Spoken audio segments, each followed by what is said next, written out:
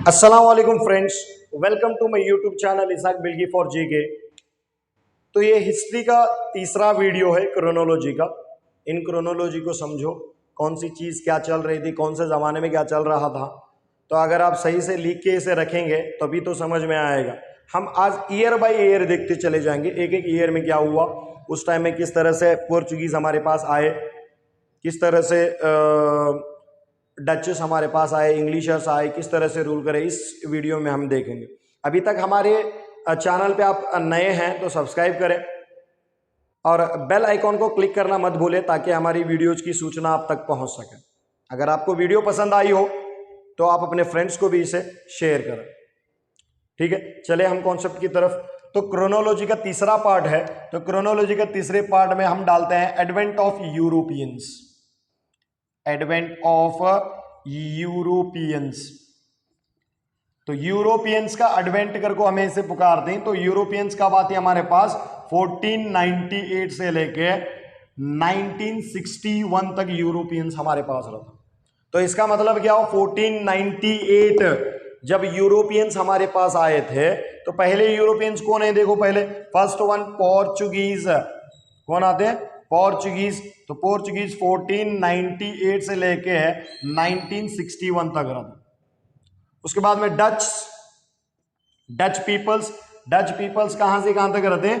1596 से लेके 1680 तक इसके आसपास रहते। एग्जैक्ट डेट नहीं मालूम है इसकी, 1680 के आसपास रहते। डच के बाद में आते इंग्लिशर्स, इंग्लिश पीपल्स। तो इंग्लिश पीपल कब आती है सबको पता है, 1600 से लेके 1947 तक इंग्लिश पीपल्स रहते। ठीक है, उसके बाद में आते डैनिश पीपल्स। डैनिश, डेन्स पुकारते हैं हमें। तो ये लोग आती हैं 1616 में अपनी ईस्ट इंडिया कंपनी कायम करती है। इतना ही याद रखना है, अपनी ईस्ट इंडिया कंपनी 1616 में कायम करते हैं और 1620 के अंदर उनका एक पहला सेंटर, बिजनेस सेंटर इन्होंने तमिलनाडु के अंदर बनाती। इतना ही याद है। Next French. तो अब फ्रेंच कब से कब तक करते हैं? 1664 से लेके 1956 तक रहे नो लोग। तो ये डेट्स को ऑब्जर्व करो, की ऑब्जर्व करो करने का कॉन्सेप्ट तुमको बताओ।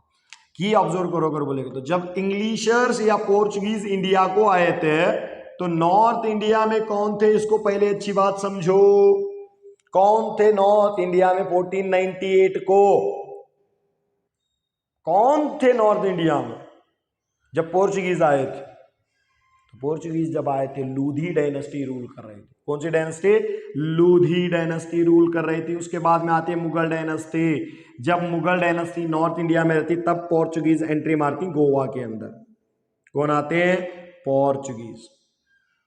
जब पोर्चुगीज आती है उसका मामला है। फिर बाद में यहां पे देखो कौन है? डच। डच किसके जमाने में आती है? यहां पे जब अकबर रहते तो अकबर के जमाने में डच एंट्री मारती कहां पे? सूरत में। यहां पे आते डच। ठीक है, डच एंट्री मार रहे हैं तो डैनिश पीपल तो वैसे भी कमजोर हैं, टेंशन नहीं लेना। जब यहां पे सलीम जहांगीर रहते हैं तो जहांगीर के जमाने में डैनिश पीपल्स आते हैं और तमिलनाडु में अपना एक वेयर हाउस बनाती, जस्ट इन्हों क्या उतना इंपॉर्टेंट नहीं है। उसके बाद में आती है फ्रेंच। फ्रेंच कब आ रहे हैं? 1664 में, मतलब औरंगजेब के जमाने में एंट्री मार रहे हैं। किसके जमाने में? औरंगजेब। तो औरंगजेब के जमाने में एंट्री मार रहे हैं तो ये लोग यहां पे आते। समझ में आ? तो फायदा किस तरह से उठा लेती हूँ वो देखो। फायदा किस तरह से ब्रिटिशर्स उठा लेते हैं। तो ब्रिटिशर्स फायदा क्यों उठाते हैं? ब्रिटिशर्स पहले पोर्चुगीज के साथ लड़ते, लोकल रूलर्स के साथ नहीं लड़ते। पोर्चुगीज उसके बाद में क्या करते हैं? डैनिश पीपल और डच पीपल्स आते हैं, बाद में फ्रेंच पीपल के साथ लड़ती है। उसके बाद में इंडियंस में एंट्री मारते।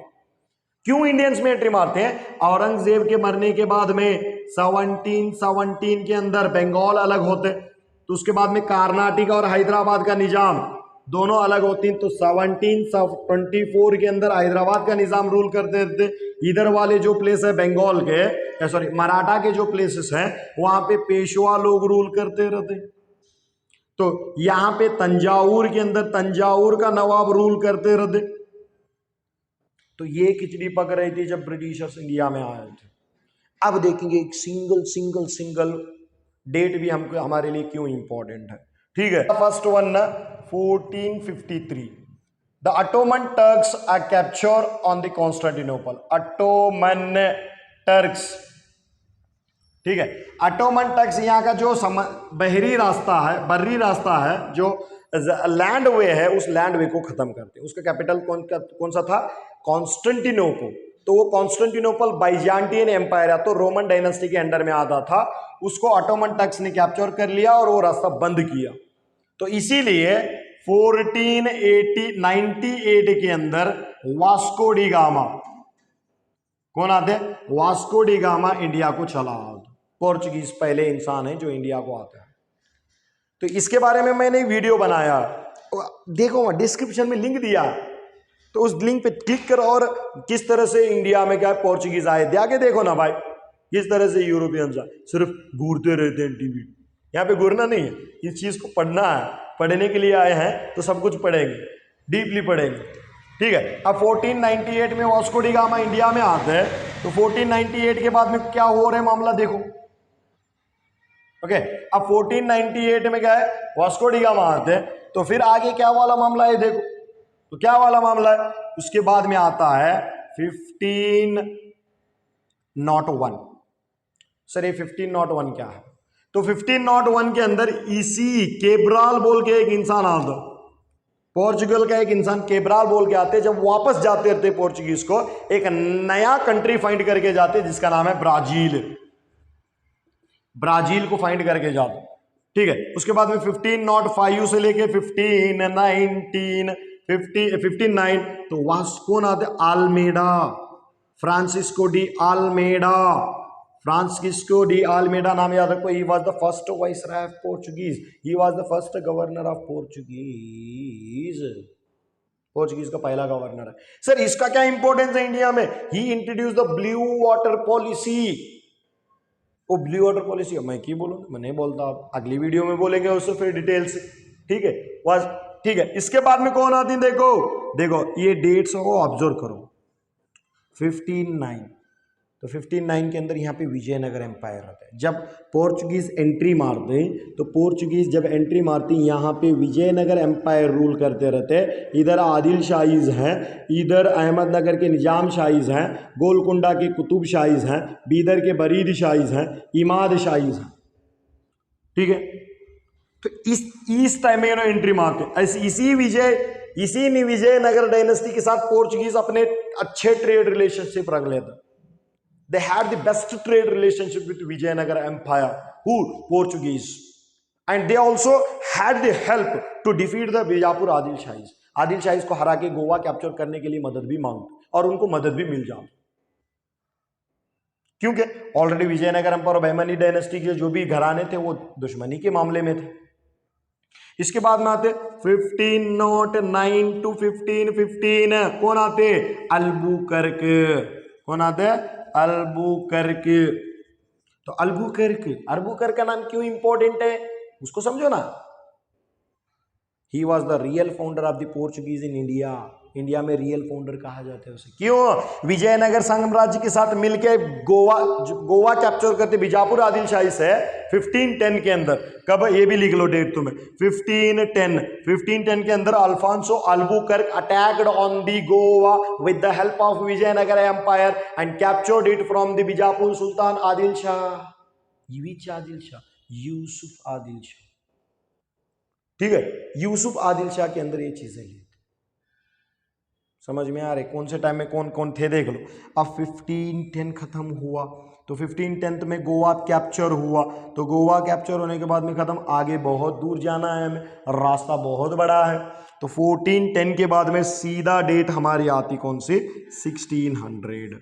तो 1600 में क्या होते हैं? British east India company, short form 120 private workers, 125 private workers. Queen Elizabeth first, second queen Elizabeth का इंतकाल हुआ परसों, लेकिन मैं बात करूं फर्स्ट क्वीन एलिजाबेथ फर्स्ट के जमाने में 125 प्राइवेट लोग उसकी परमिशन लेके हिंदुस्तान के अंदर ईस्ट इंडिया कंपनी एस्टैब्लिश करने चले आते 1600 के अंदर। एग्जैक्ट डेट आपको बोलना चाहिए तो ऑन December 31 दिसंबर 31 1600 के अंदर ये लोग चले आओ। समझ लो किस जमाने में, अकबर के जमाने में ईस्ट इंडिया कंपनी एस्टैब्लिश हुई है, लेकिन अभी परमिशन नहीं मिली इंडिया के बादशाह की तरफ से। जब उन्होंने 1600 के अंदर आते, इसके बाद में अपना कोई इंपॉर्टेंट आने वाली डेट 1608, कौन आते? Captain Hawkins. Captain Hawkins. Sir इसका नाम क्यों ले रहे हैं कैप्टन हॉकिंस का? तो ही वॉज ए बिजनेसमैन।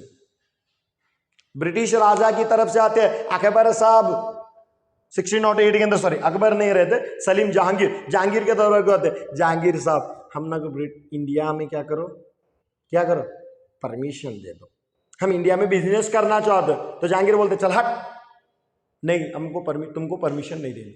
तो परमिशन डिनाई होती है यहां पे, परमिशन को इनकार किया जाते, परमिशन हम नहीं देंगे। चलो नहीं देंगे तो हम भी मानेंगे नहीं, तो ठीक बात। आगे जाके समझो, यही ब्रिटिशर्स पोर्चुगीज को हराते। ब्रिटिशर्स किसे हराते? पोर्चुगीज को हराते। जब ब्रिटिशर्स पोर्चुगीज को हराते हैं, कौन खुश होते? जहांगीर खुश होते, और डर भी जाते ब्रिटिशर्स। किस वजह से डर जाते? समझ में आ रहा है किस वजह से डर जाते? ताकि हमको भी मारेंगे।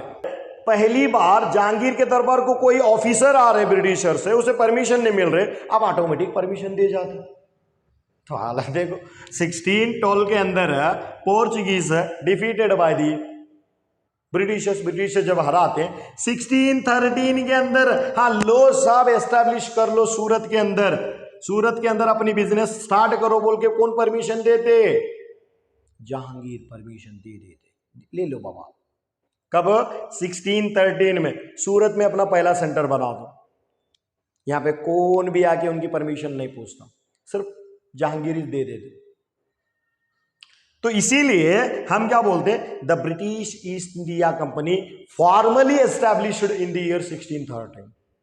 10th की बुक में दिया है, देखो फॉर्मली एस्टैब्लिश बोले तो यहां पे सिर्फ नाम के लिए एस्टैब्लिश किया, लेकिन काम नहीं हो रहा था। यहां पे एस्टैब्लिश भी किया और काम रियली स्टार्ट हुआ 1613 के अंदर। जब 1613 के अंदर काम खत्म होते हैं तो इनकी आस और बढ़ जाती कि और जगह में भी हमको परमिशन चाहिए। इसलिए एक बार तो परमिशन बिला के दिए, इस बार हम मांगने गए तो नहीं देंगे बोल के उन्होंने क्या करते हैं? ब्रिटिश के किंग के हाथ से बोलने लगा होते हैं 1615 और 1617। कौन आती इस बार? Thomas Roe. कौन आते? Thomas Roe. इसका नाम याद रख लो। Thomas Roe was the ambassador of the king James first of England. England का सफीर है किंग जेम्स का। किसके दरबार को आते? He came to the court of the Jahangir for the permission के लिए आते, और इसको फिर परमिशन मिल जाती। कहां पे? आगरा के अंदर बना लो भाई, अहमदाबाद के अंदर बना लो, और कोरा के अंदर बना लो। 3 परमिशन मिलती। कोरा, अहमदाबाद, आगरा के अंदर इनको ब्रिटिश कॉलोनीज बनाने के लिए, ब्रिटिश सेंटर्स बनाने के लिए परमिशन मिल जाती। कितना आसान काम है ना, डेट्स को कनेक्ट करते जाओ। पहली बार क्या हुआ, दूसरी बार क्या हुआ, ठीक है। आगे इंटरेस्टिंग देखो अभी क्या है। तो 1639 ब्रिटिशर एक चाल चल जाते हैं। क्या करते हैं? Britishers purchase a land. क्या करते हैं? परचेज करते हैं। क्या परचेज करते हैं? लैंड। कहां पे? उसका नाम क्या है देख लो। परचेज करने वाला ब्रिटिश ऑफिसर फ्रांसिस डे। कौन सा डे? नाइट नहीं, हाँ फ्रांसिस डे, उसका नाम ही ऐसा। मैं क्या करूं भाई, ठीक है। मद्रास के पास एक जमीन खरीदते, और जमीन खरीद को क्या करते हैं? वो मद्रास के ऊपर जमीन जब खरीदती है, वो मद्रास प्लेस है, उस मद्रास प्लेस के अतराफ और सराउंडिंग एक पोर्ट बांधती है, उसका नाम है सेंट जॉर्ज पोर्ट। कौन सा पोर्ट है? Saint George port. कब बना सेंट जॉर्ज? 1639 में। चलो 1639 में अभी अपने जो जड़ें हैं वो मजबूत करते निकल रहे ब्रिटिशर्स। हाँ, थोड़ा औरंगजेब के जमाने में डर के चुप खामोश बैठे रहते, फिर औरंगजेब के इंतकाल के बाद में इनको पूरा फेस्टिवल का मौसम आते, और ऐसा त्यौहार मनाना स्टार्ट करते मारने के लिए। ठीक है, चलो 15 ये हुआ। उसके बाद में आते 1664। अब जब यहां बना रहे हैं, यहां पे एक सेंटर बना रहे हैं, उसी टाइम में एंट्री होती किसकी? French east India company. French east India company, ठीक है, French east India company start होती है कब? 1664 में। It is a government company, government company है, याद रखो। लुई 16 भेजे थे, जाओ भाई इंडिया को जाओ, तुम्हें भी बिजनेस करो, बाकी के यूरोपियंस भी वहां पे गए, तुम्हें भी जाओ। आने के बाद में उस टाइम में 1668 के अंदर देखो पैंतरा किस तरह से चल रहा, इधर ब्रिटिशर्स है, इधर फ्रेंच है, यहां पे पोर्चुगीज है, तो इधर साइड एक प्लेस है बॉम्बे बोल के, पोर्चुगीज के अंडर था बॉम्बे।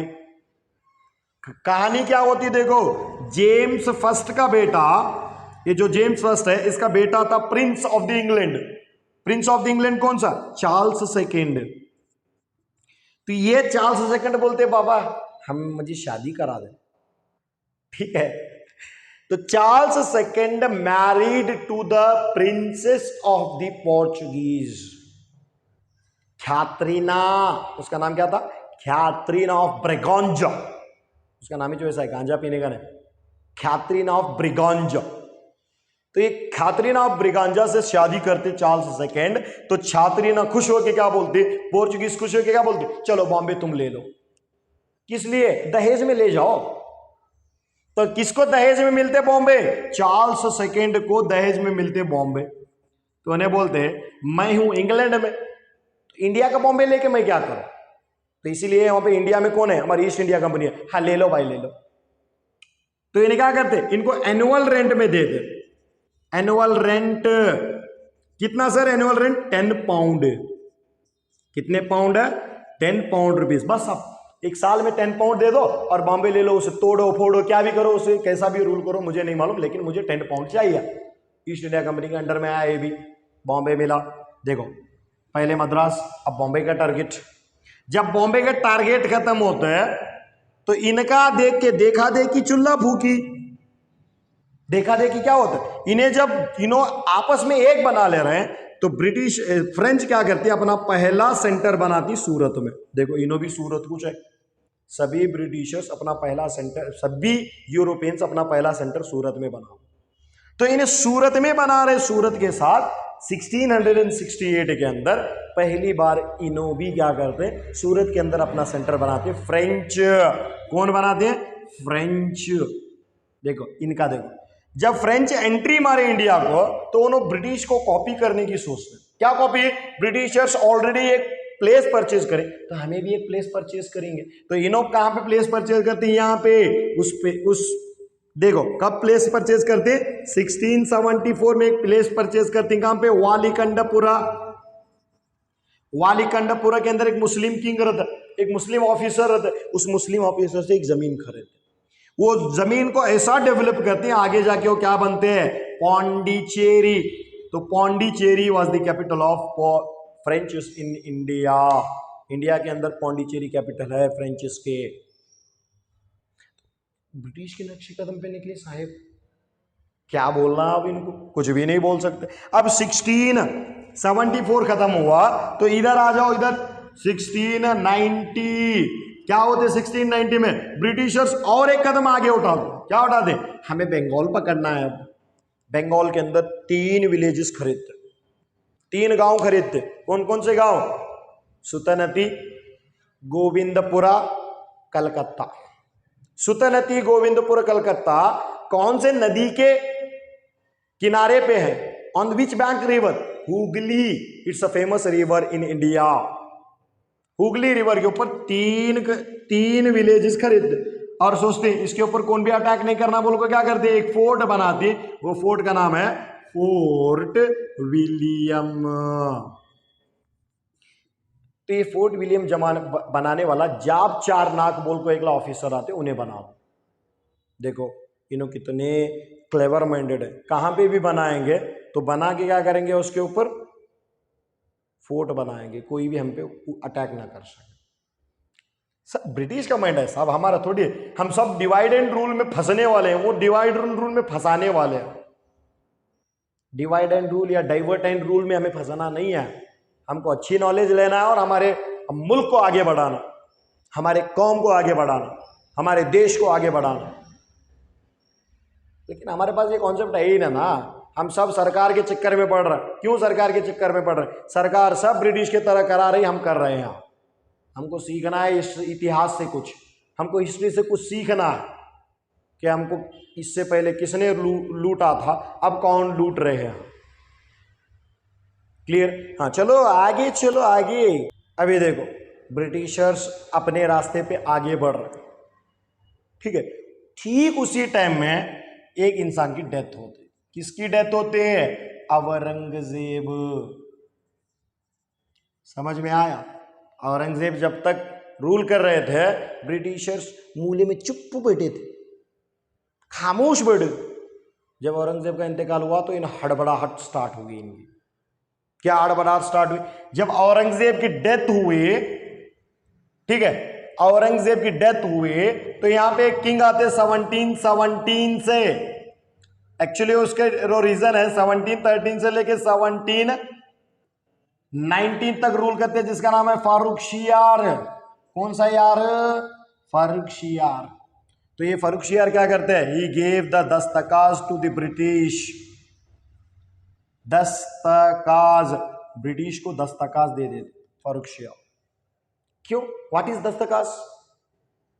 What is दस्तकाज?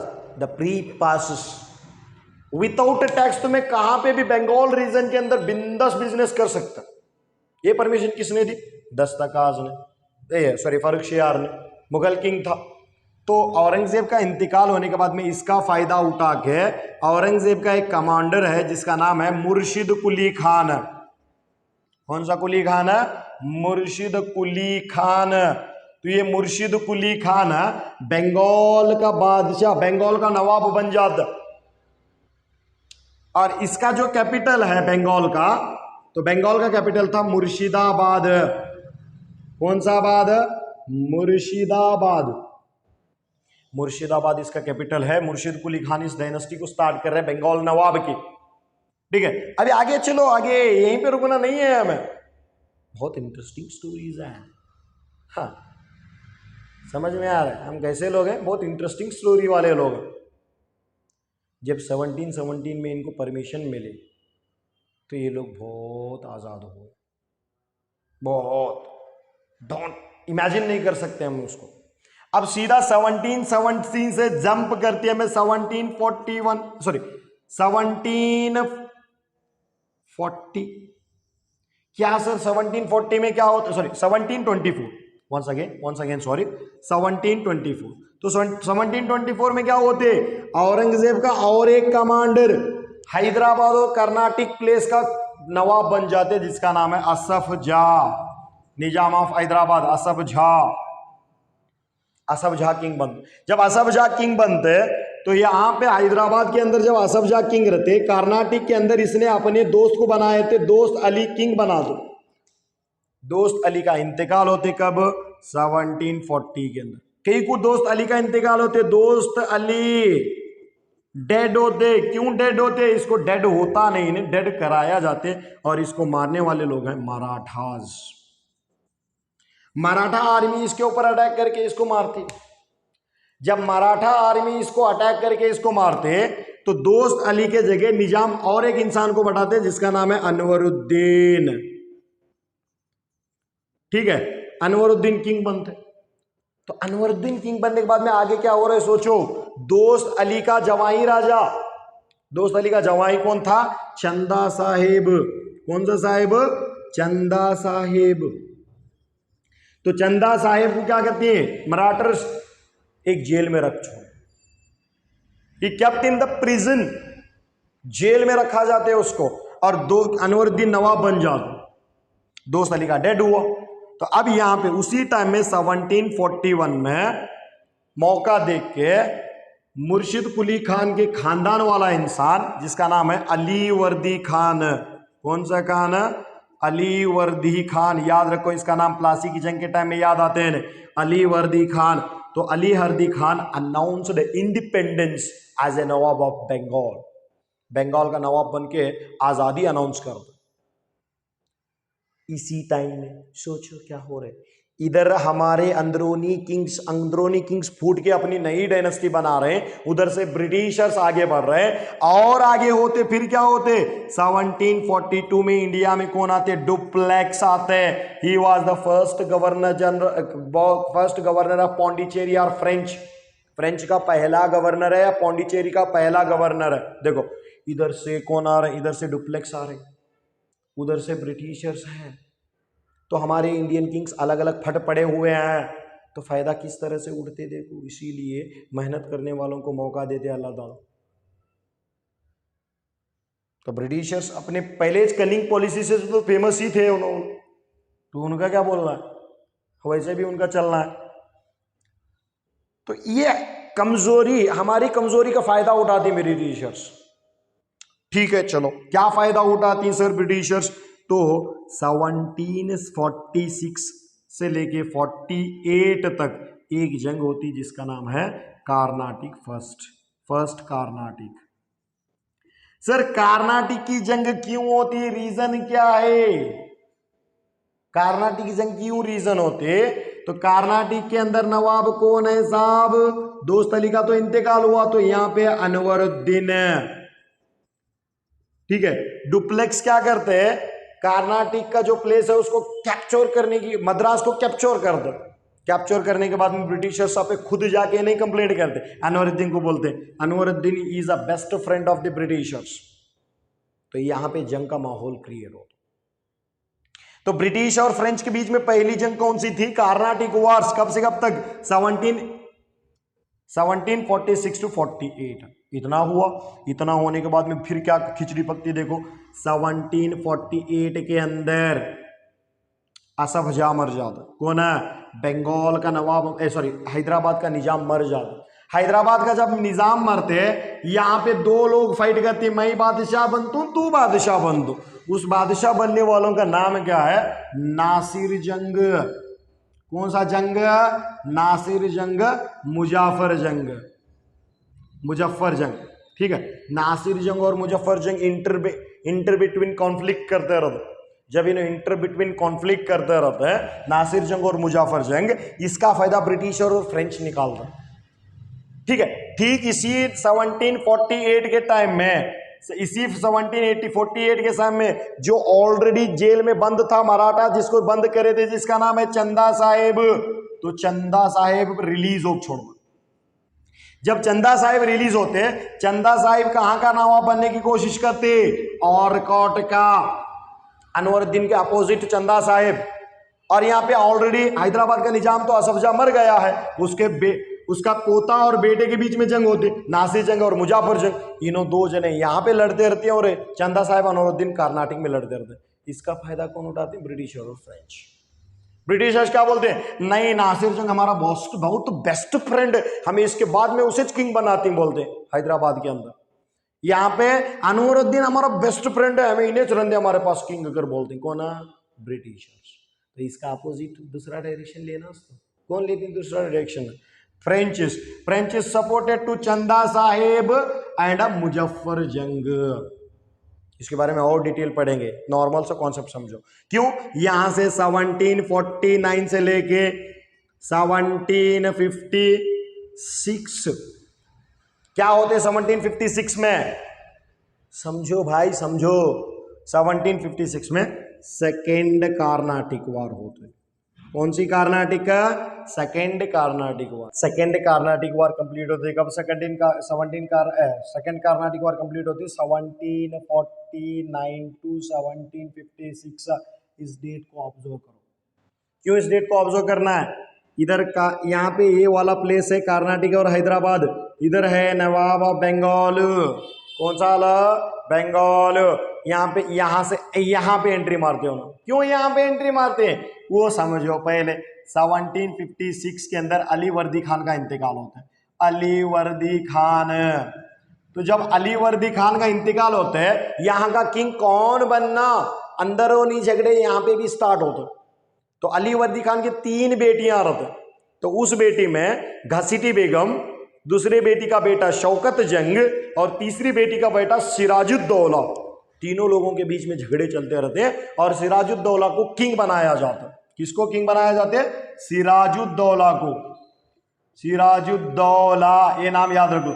जब इधर सिराजुद्दौला किंग बन रहे तो यहां पे आग लग रही दूसरे उनके रिलेशंस को, इसलिए उसके अपोजिट उन्होंने क्या करते हैं, ब्रिटिशर्स को आओ साहब इसे मारो कर बोलते हैं। तो ब्रिटिशर्स देखो, ऑलरेडी ब्रिटिशर्स अपना फोकस इधर रखे, अब इधर भी एक पैर अपना रखते हैं। क्या बोलते, छू रॉबर्ट क्लाइव जा। रॉबर्ट क्लाइव कहीं मरते, सेकेंड कार्नाटिक वॉर में रहते हैं रॉबर्ट क्लाइव।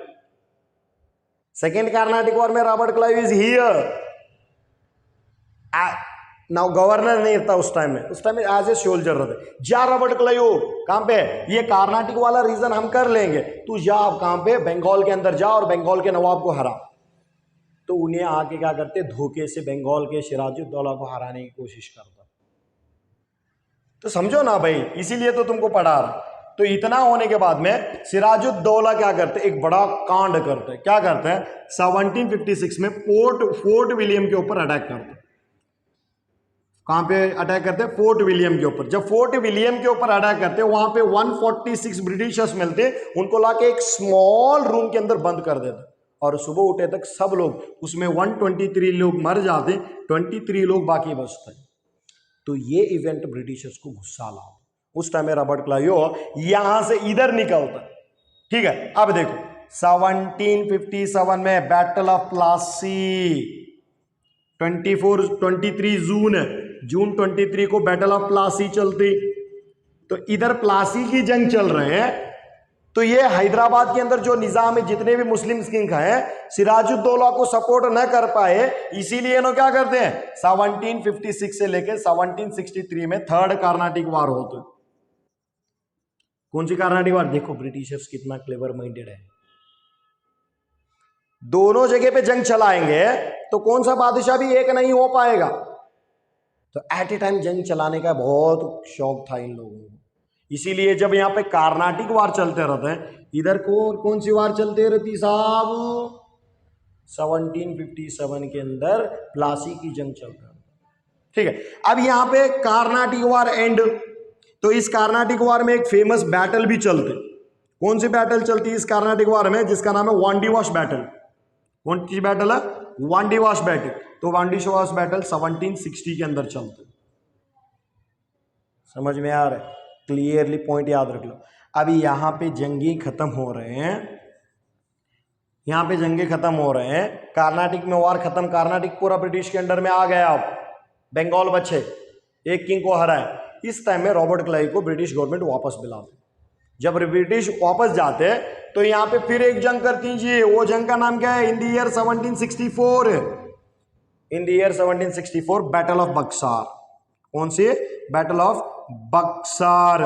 तो 22 अक्टूबर में ये वार चलती। तो बैटल ऑफ बक्सार के अंदर मीर कासिम और हेक्टर मनरो ब्रिटिश का रहता। समझ में आ रहा है, हेक्टर मनरो ब्रिटिश ने जड़ते थे, उन्होंने वापस जाते। क्लियर है। अभी बंगाल भी इनके अंडर में आ गया बैटल ऑफ बक्सार के बाद में, और कर्नाटक तो ऑलरेडी इनके अंडर में, और फ्रेंच तो साइड लाइन लगे। फ्रेंच साइड गए। अब क्यों साइड गए, 3 जंगे हार दिया ना। पहली जंग फ्रेंच जीतते, बाकी की 2 जंगे फ्रेंच हार गए, तो फ्रेंच साइड लगे। सिर्फ कहां तक रहे ना, पौंडीचेरी के अंदर रहते सिर्फ। कब तक है, 1956 आजादी के बाद में भी पौंडीचेरी में रहने वाले कौन थे, फ्रेंच। डच का क्या हाल हुआ, बीच में आया और बीच में चले गए। पोर्चुगीज का क्या हाल हुआ, बीच में आए और बीच में चले गए। और वैसे भी पोर्चुगीज और ब्रिटिश सब रिश्तेदार हैं, तो इसीलिए उन्होंने क्या है, गोवा, डीयू, दमन, सालसेट, यहां पे जो प्लेस थे वो प्लेस में उन्होंने उतना ही रह गए। कब तक, 1961 तक। अब एक ले खुले रूल कर रहे हैं कौन, ब्रिटिशर्स। इसका फायदा उठा के इसी टाइम में रॉबर्ट क्लाइव कहां को आते हैं, बंगाल को आते। कब आते हैं रॉबर्ट क्लाइव, 1765 से 1767 as a governor of Bengal. He was the first governor of Bengal, Bengal का पहला गवर्नर, ब्रिटिश का पहला गवर्नर बन गया। जब बंगाल का पहला गवर्नर बन के आते हैं तो 1765 के अंदर ड्वेल गवर्नमेंट स्टार्ट करते जी। सर क्या ड्वेल गवर्नमेंट बोले तो क्या? दो अमली हुकूमत, ड्वेल गवर्नमेंट, उसमें दो पावर है, दीवानी राइट एंड फौजदारी राइट। दीवानी हक और फौजदारी हक बोल गए। दीवानी राइट बोले तो क्या? कलेक्शन ऑफ टैक्स, टैक्स को कलेक्शन करना। फौजदारी राइट बोले तो क्या? लोगों को प्रोटेक्ट करना, लोगों की हिफाजत करना। तो इसने क्या किया? लोगों की हिफाजत करना किंग की जिम्मेदारी है और टैक्स कलेक्शन करना ब्रिटिश की जिम्मेदारी है। मलाई मार रहा है, आम के आम गुटलियों के दाम निकाल रहा है, दो बंदरों के बीच में तीसरे बंदर को लाभ निकाल रहा है। कौन है? Robert Clive. इसीलिए तो रॉबर्ट क्लाइव इंपॉर्टेंट माना जाता। समझ में आ रहा है? तो जब यहां पे रॉबर्ट क्लाइव आते हैं, जब इधर रॉबर्ट क्लाइव आते हैं, तो ये सोचो मैं क्यों राउंड मार रहा हूं। इधर जब रॉबर्ट क्लाइव आते हैं, इसी टाइम में 1761 में मैसूर के अंदर हैदर अली पावर को आते हैं। कौन आते हैं? हैदर अली। जब हैदर अली पावर को आती, इनके गुड़गुड़ गिड़गुड़ चालू होते।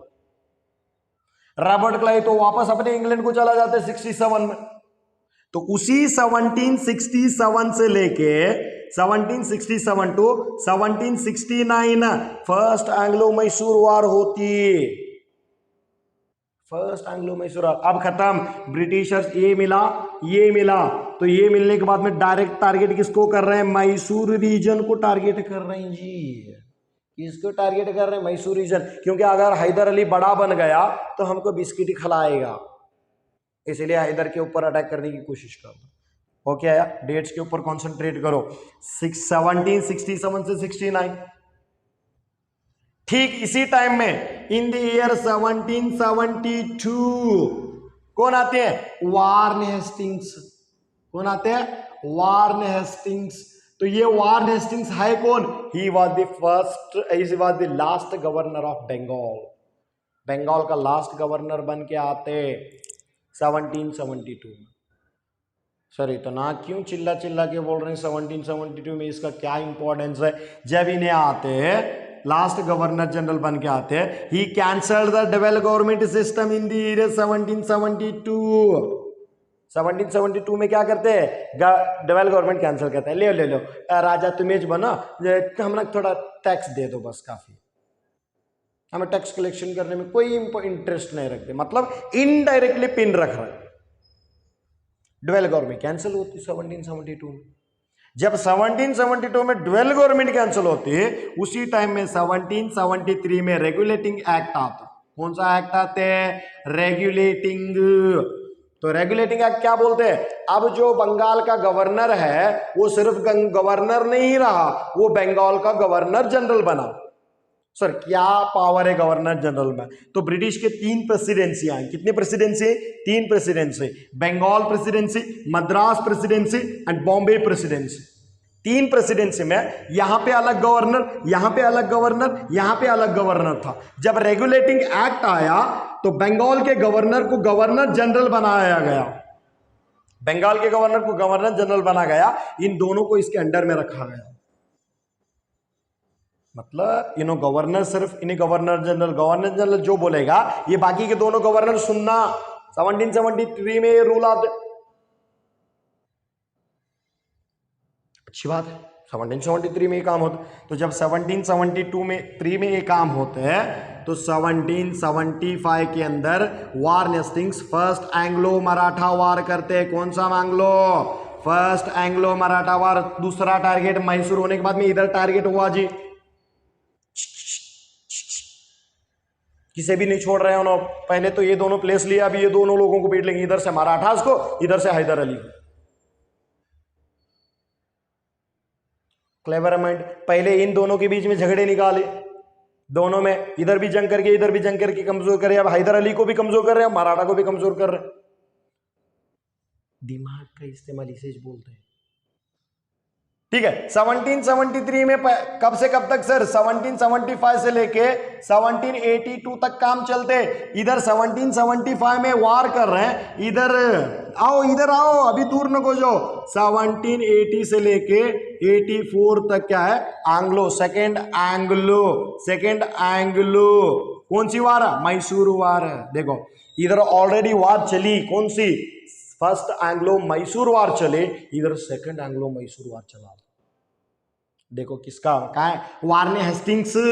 इसका क्लेवर माइंड देखो, माइंड ऑफ सेंस देखो। इधर देखो ऑलरेडी मराठा के साथ एक जंग कर रहे, 72 तक जंग कंटिन्यू है, 80 के अंदर 82 तक जंग कंटिन्यू है, 80 के अंदर स्टार्ट मैसूर के साथ में।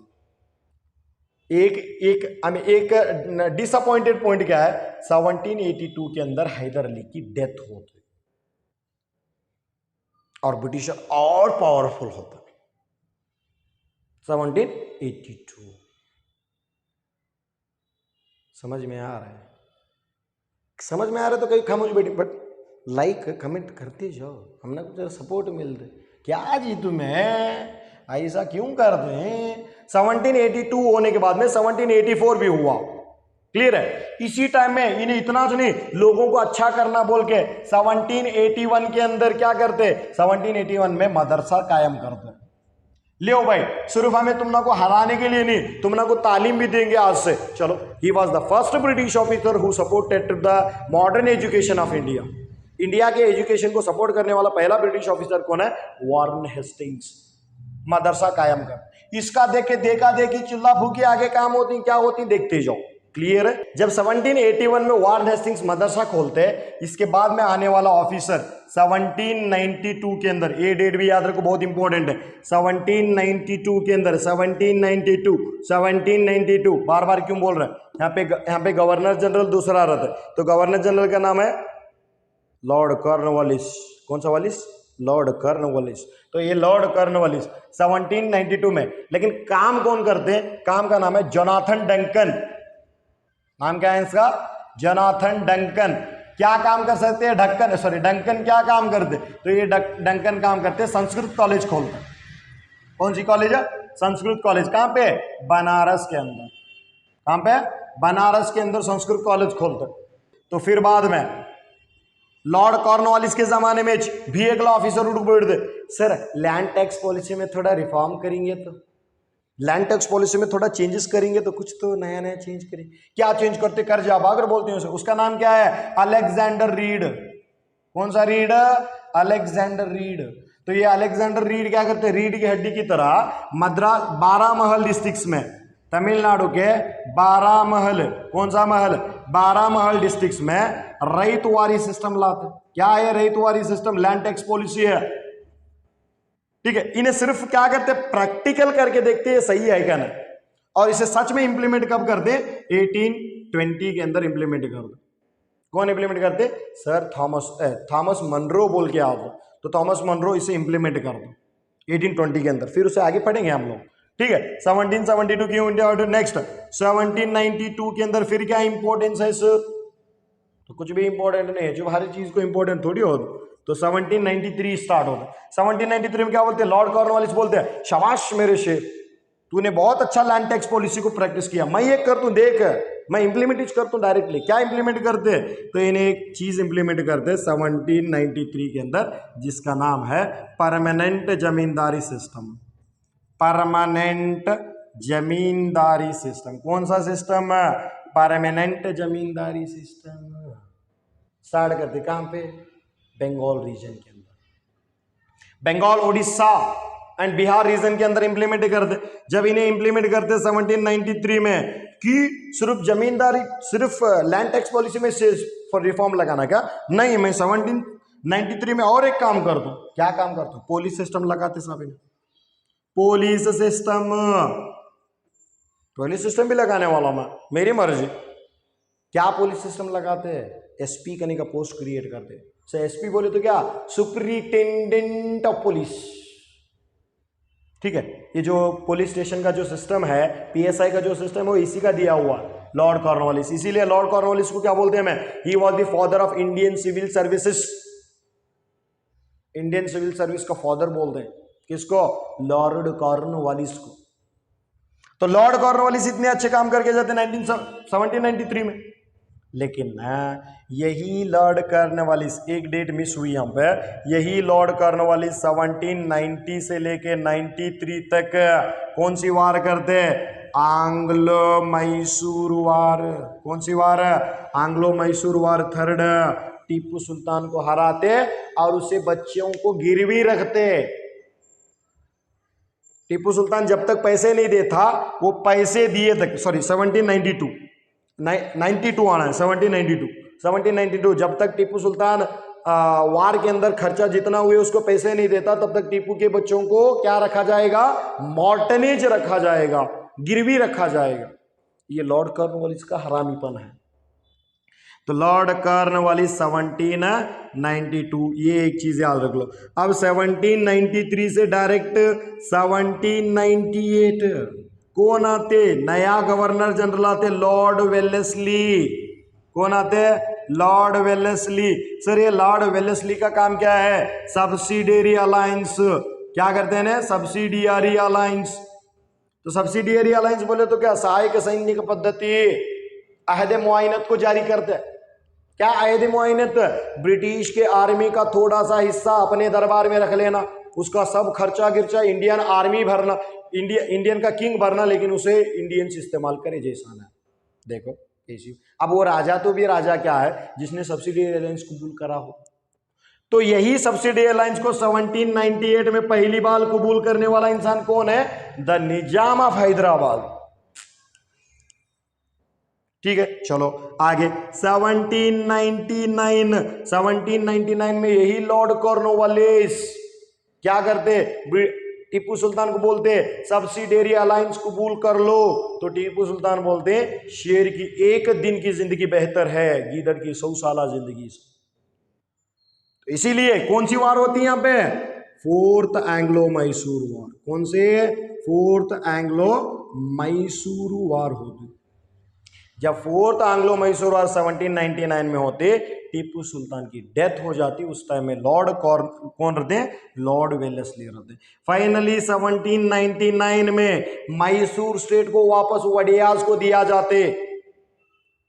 लियो बाबा वडियाज लियो, लेकिन एक कंडीशन पे वडियाज को वो देते। क्या बोलते हैं? तुम्हें सब्सिडियरी अलायंस कबूल करना, तुम्हें सहायक सैन्य पद्धति अथवा अहद मुआयनत को तुम अडॉप्ट करेंगे तो तुम्हारा राज्य तुमको देंगे, वरना ब्रिटिश के अंदर खत्म, बड़ों को मुंह में डाल के छोड़ेंगे।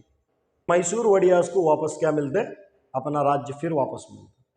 टीपू की डेथ हो जाती। समझ में आया? इसी के साथ 1800 में यही Lord Cornwallis fort William college start करते। कौन सा कॉलेज? Fort William college. कौन सा कॉलेज? Fort William college. 1800 की जो कहानी है, 1800 की बाद की कहानी, वो अगली वीडियो में हम करेंगे। आप कुछ एक्स्ट्रा जानते हैं तो उसको भी बता सकते हैं। अगर अच्छा लगा तो आपसे एक रिक्वेस्ट है, आपके साथ साथ आपके सभी फ्रेंड्स पढ़ सके उनको सेंड करिए। सिर्फ एक इंसान आगे बढ़ने वाला इंसान नहीं है, लोगों का कारवां साथ लेके निकलने वाला रियल अचीवर है। ठीक है, आपके फ्रेंड्स को शेयर करें, हमारे लिए दुआ करें। अल्लाह हाफिज, फिर मिलेंगे अगली वीडियो के अंदर।